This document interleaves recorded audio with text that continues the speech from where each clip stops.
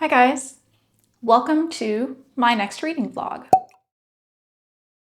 I was actually not planning on doing a vlog this week, but then the library offered me one of my most anticipated new release books for the year, and of course I had to immediately start reading it, and I don't want to not vlog the experience, so we are vlogging this week.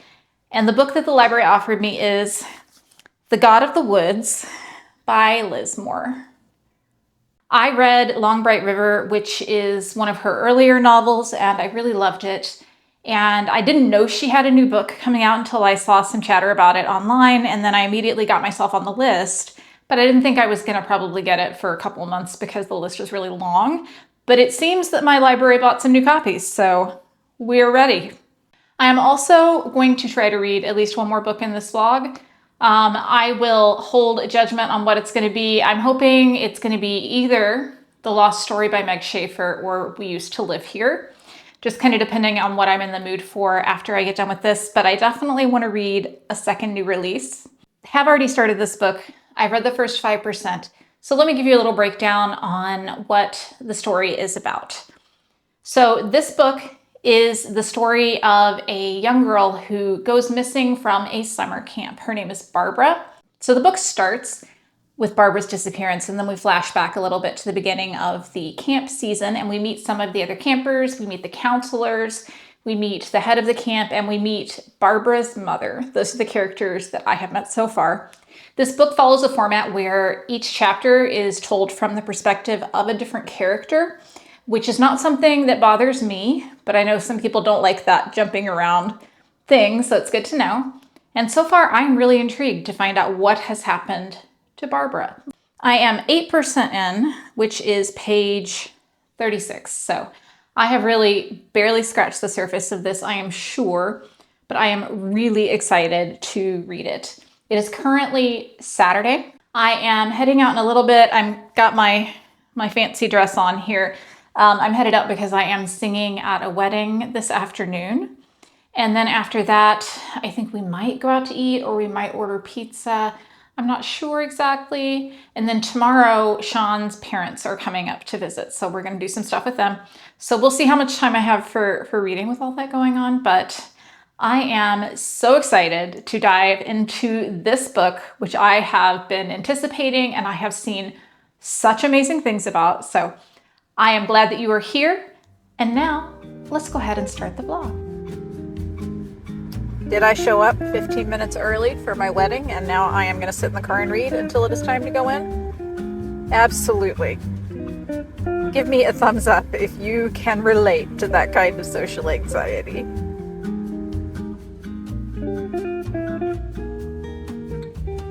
All right, I am back. I failed at vlogging very hard this weekend. It is currently Monday night, about 7 o'clock, and I have gotten to about 70% in The God of the Woods, which I have to tell you, I am really, really enjoying. So I'm sorry if I look kind of exhausted today. It was a long weekend. We did a lot of yard work and kind of like working on our gate in the back and a lot of things like that, which means I'm tired and I didn't get like a restful weekend. And then today, one of the things I do at work is that I manage our reception staff, and one of them had to call out sick today. And since no one could come in, I was the one that did it. And if I'm honest, sometimes having to be out and talking to people for like a whole workday just like wears me out. I don't know if my fellow introverts can relate to that. Also, if you are hearing a noise right now, it is because the train is going by as we speak. That's okay. I was gonna wait until it was over, but then I got impatient and it was a really long train, So anyway, let's talk about The God of the Woods. So this book is, I went into it not really, I would say knowing anything about it really, except that I liked Liz Moore's first book, which is Long Bright River, which I don't remember that much about, but I do remember that it was kind of a detective story, but kind of like a literary detective story. And I would say that this is very much falling into the literary mystery category. It's probably also a little bit of a family drama. It's taking place in at least 2 different time periods, I think maybe even 3. And we are kind of flashing back to when things happened in the past for these characters, for this family that has now had 2 children go missing. We're kind of finding out about the first disappearance and how that was solved, and then we're kind of seeing what might have happened to Barbara, the child that has gone missing. And the thing that Liz Moore seems most interested in doing in this book is discussing the limitations that are placed on women in their societies, by their societies, particularly by the men in their lives. I wouldn't say that any of the men in this book are probably coming off super well. It's a very feminist book, is what I'm saying. I mean, I'm not done with it yet, so I don't know like where it's gonna come out. But I am really like, I was not expecting to have the emotional reaction that I had to the parts of this book where one of our characters realizes that she isn't being taken seriously because she's a woman. We have a character who marries quite young and then basically never feels like she gets to be an adult. She's treated very poorly by her husband. We have a character who has a fiance who does not introduce her to other people, which means she's probably not really his fiance, like that kind of thing. It's very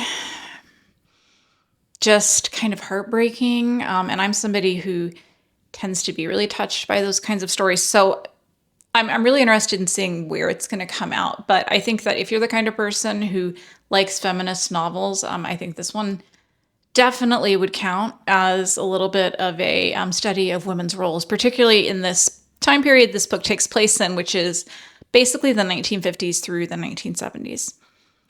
So I'm hoping I'm going to finish it tonight. We'll see if that happens. I feel very motivated. I'm at the point in the book where I do not want to put it down. So I'm hoping I'm going to get to finish it tonight. Right now, I need to go and finish editing my last vlog. So I'm going to go work on that for a while and then try to go to bed and read as much as I can. See how long I can stay awake because I am very tired. And I will be back to let you know my final thoughts on this book a little bit later.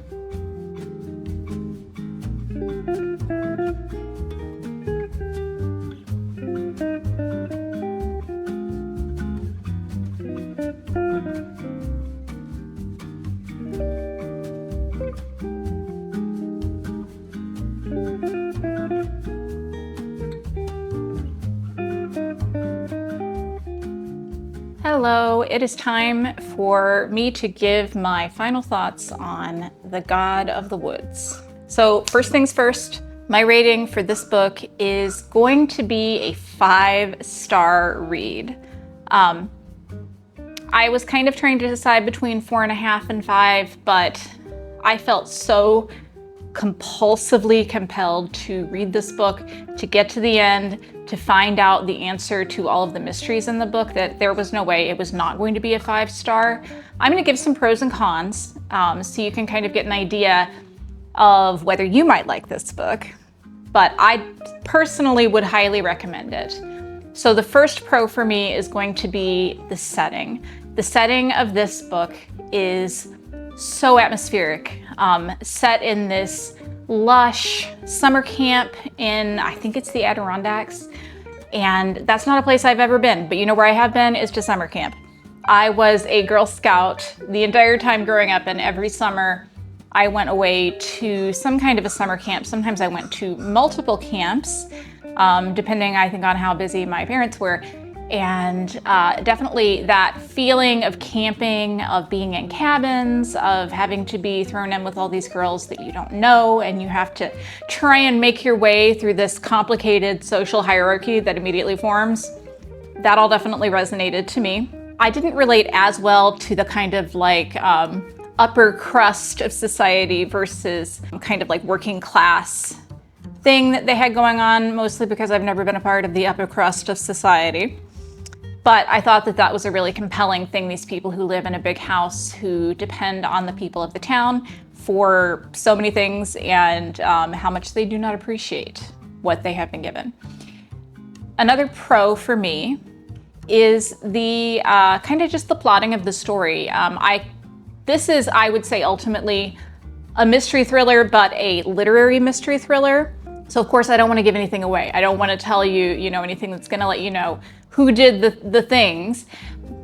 But I would say it was very well plotted. I personally did kind of guess somewhere after the 60% mark what would end up having happened to at least some of the characters in the book. I did not find everything to be completely guessable, but I do think that it was a really compelling ending. I thought that another pro, the character work in this book was really great. It's really a story of the women who are part of the story, and kind of the way that all the men in the book are kind of poop characters. Like they're not nice. They take advantage of women.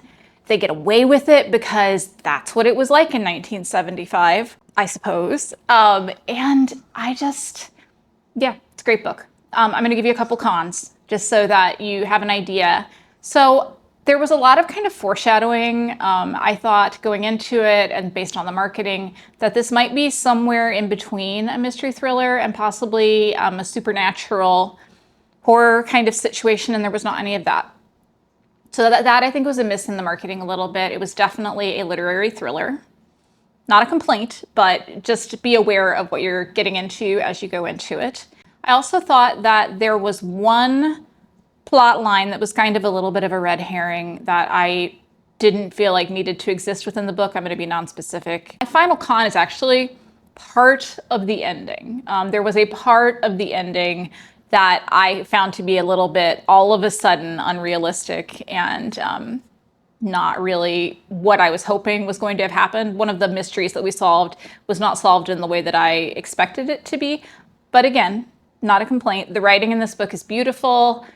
The plotting is great. It's just, I don't read mystery thrillers anymore because I find that they have gotten to be extremely formulaic, and I'm just not interested in reading about the same characters doing the same things with the same twists, and this was really something different. So I think that if you like mystery thrillers and you're like me and you've got a little bit of mystery thriller fatigue, I think that this would be absolutely an amazing one to check out. And if you're a fan of the genre, check it out. If you read her previous book, Long Bright River, which I really enjoyed but didn't give as high rating as this one, I think this is actually a better book. So that's my final rating. You should definitely check this one out. So I've also started my second book of the vlog, and that's going to be The Lost Story by Meg Shaffer. I have an e-copy of this because it's a new release, and there's no way I'm getting a physical copy from the library for like 2 months, I feel like. So this book is kind of described as an adult Narnia story. Our main character in this book is Emily, and she is someone who was adopted. And when she grows up, eventually her adoptive mother passes away, and she finds out that she has a sister. She does her DNA through one of those websites and finds out that she has a sister who's been missing for many years, and she really doesn't have any family left, really wants to meet this sister and have a chance to connect with somebody that she's biologically related to and just have a family again. So she finds a young man. His name is Jeremy, and he is someone who kind of is a little bit of an internet star for finding missing girls. And the twist here is that the reason why he's good at finding missing girls is because he himself was once a missing person. He and his best friend, Rafe, were lost in a forest in West Virginia for, I don't remember exactly how long it is. It was several months, I think. And when they finally came out, neither one of them ever spoke about what had happened, but it's pretty clear that there are some magical things going on within this forest. She manages to convince him that he needs to help her, although he is reluctant because of story reasons. They head back to West Virginia, where he tries to reconnect with his friend Rafe. Rafe is someone who has not handled, I think, coming back from this magical world as well as Jeremy has. He is an artist who lives by himself in a cabin that his father owned on a nature preserve. So that's kind of where we are, is they've just met up all together, and they're obviously going to go looking for Emily's sister. And I'm currently at 24%.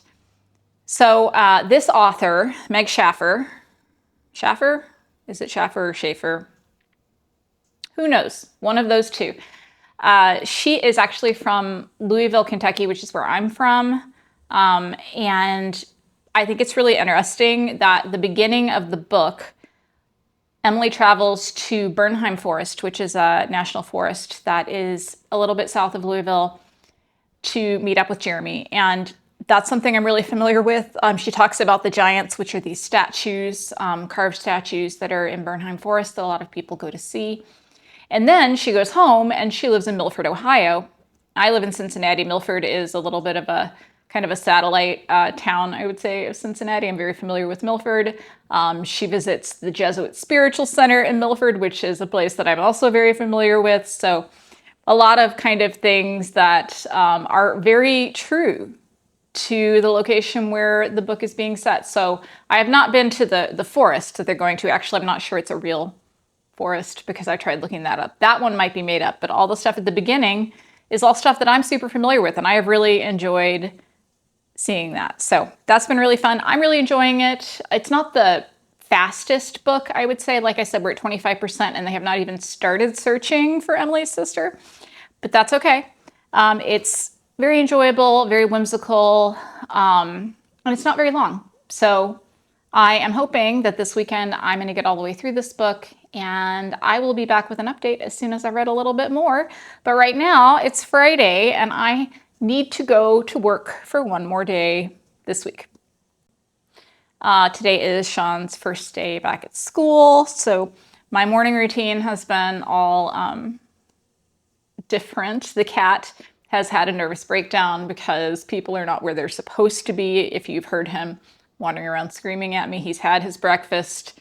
He's fine. He just doesn't like it when things are different. But yeah, I'll be back in a little bit.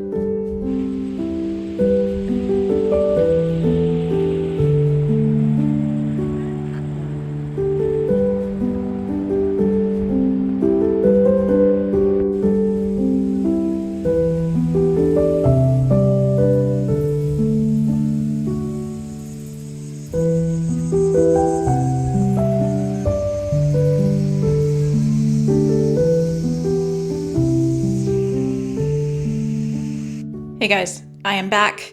I've got a little tiny bit of an update. I have read another, I think about 10% of The Lost Story.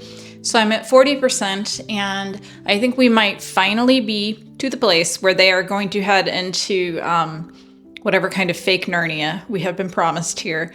I am struggling a little bit because I feel like the story is moving really slowly. And we've spent 40% of the book trying to get to know these characters. Most recently, they've been kind of like training up on their arrow technique. We've met Rafe's mother. We've learned a lot about Jeremy and Rafe's kind of situation before they disappeared together all those years ago.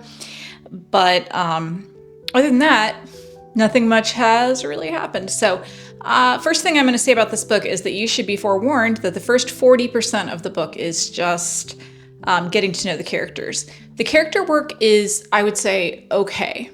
I'm not really getting a lot of the internal thoughts of most of the characters. I do really like Rafe. Rafe is definitely the best character in the book, the most fully drawn. We know the most about his backstory, I feel like, so I am enjoying that. I am going to finish this book. I'm not going to DNF it or anything like that, but I'm not like totally sure about it right now. We will see how I feel once hopefully the action picks up a little bit. That's all I have for an update because I only read another 10%. So it's Sunday right now. We are about to head out. We are going to go to the bookstore. We're going to have lunch at the restaurant that's inside the bookstore. Actually, it's called the Bronte Bistro, which is amazing. And we're going to go to Joseph Beth Booksellers. They're probably the largest bookstore, I think, in Cincinnati, and I haven't been there in a while, so just going to check it out and see if they've got anything new. And it's also the week that Sean is going back to school. He's a teacher, so we're going to do a little back to school shopping for him while we're out. And then come back and enjoy the rest of Sunday. I have a video I have to record this afternoon, so hopefully we don't take too long to do all this stuff. But yeah, so I'll be back in a little bit to update you all, and I will take you with me to the bookstore.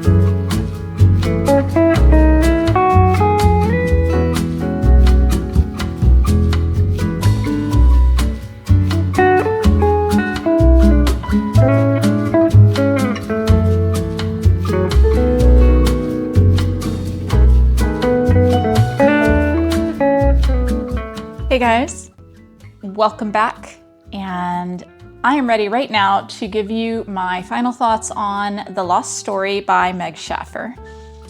So I'm going to be upfront with my rating, which is that I ended up giving this book 2 stars, which is very disappointing because I was so hopeful for it. But I'm going to go through my pros and cons. We're going to talk about what I thought.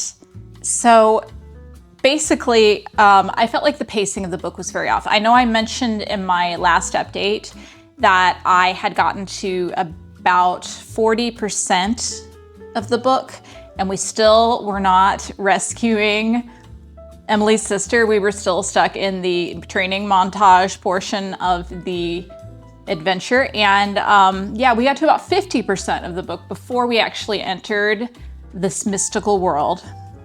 And once we did, unfortunately, I found that I was just very disappointed. So let's go ahead and talk about my pros and cons. So pros, I feel like the sense of setting in this book is really strong. I enjoyed the world building of the magical world. I enjoyed all the places, especially, the places I mentioned that I have personally been. And then the setting in West Virginia in the National Forest, I thought that was very vivid. I thought the idea of the book was really strong, and I thought the beginning was excellent. But my problem is it felt like 2 books mashed together into one book because the first half was so different from the second half. And so now we're to my cons, I guess. So cons, I basically did not connect with any of the characters. And not only could I not connect with the characters, but I also felt that they seemed much younger than they were supposed to be. They're supposed to be characters in their early 30s for Jeremy and Rafe, or I think Emily was 23. She did not feel 23. She felt, a strong 14, 15 years old. And so writing the characters in that young way didn't really work for me. I feel like there was some attempt to try to kind of adult up the fantasy world by just making some kind of like almost off-color commentary on things that just did not work for me. It's just not what I wanted in my fantasy story. I won't give the specific example I'm thinking of, but you'll know it if you find it. Another con for me was that I felt like we were going to be following Emily and this was going to be her journey to find her sister, but finding her sister was very anticlimactic. And then basically the second half of the book turned into the love story between Jeremy and Rafe, which is honestly not something that I saw coming in the first half of the book, and I was not super invested in their relationship and what had happened to them the first time. I do feel like the strongest thing about this book is actually the thing that I'm going to give a content warning for. This book needs a content warning for depictions of child abuse. So be aware of that if you're going into it. But in general, I was just very disappointed. I was very disappointed. The book has a beautiful cover. It has a strong start, but it did not stick the landing for me. The whole second half, I just deeply did not care about. So that's going to be a 2-star rating for me. Honestly, if I hadn't liked the first half so much, it would be 1 star. I really did not like the second half of this book. So that's a little bit disappointing, but onward and upward. I know I did mention in the beginning of this vlog that I thought I might read We Used to Live Here, which is a horror novel, which is also a new release. And I did end up reading that this week, but I didn't remember to vlog it. So I will talk about that in my end of the month wrap up. But I will tell you, if you were hoping that I was going to get to that book, that I do highly recommend it. And I think it's going to be really great for spooky season and fall this year.